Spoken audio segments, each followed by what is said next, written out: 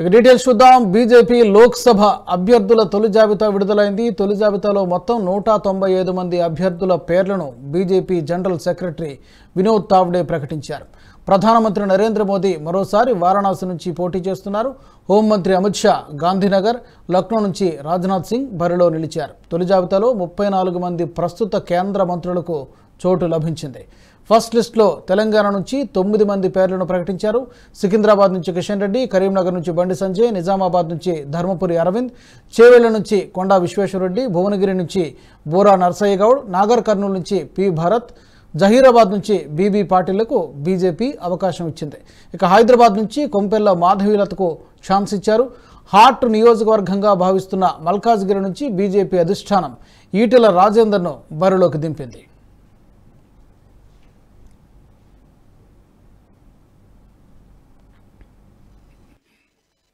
करीमनगर श्री बंडी संजय कुमार,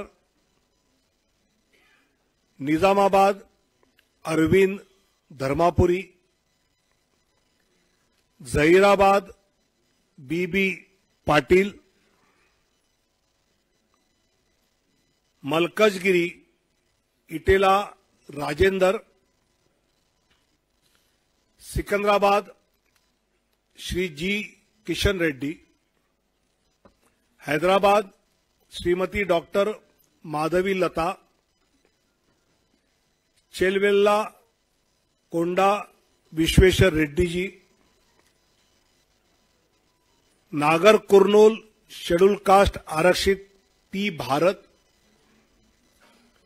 भोंगीर बोरा नरसैया गौड़, वाराणसी से माननीय प्रधानमंत्री जी नरेंद्र मोदी जी। ఈ వీడియో మీకు నచ్చినట్లయితే లైక్ చేయండి, 10 మందికి షేర్ చేయండి. అలాగే కామెంట్ల రూపంలో మీ అభిప్రాయాలను మాతో పంచుకోండి. Nationalist hub group of channels ను సబ్స్క్రైబ్ చేసుకుని తెలుగునాట జాతీయవాద జర్నలిజాన్ని ప్రోత్సహించండి. ఈ వీడియో కింద ఉన్న బెల్ ఐకాన్ పై క్లిక్ చేయడం మర్చిపోవద్దు.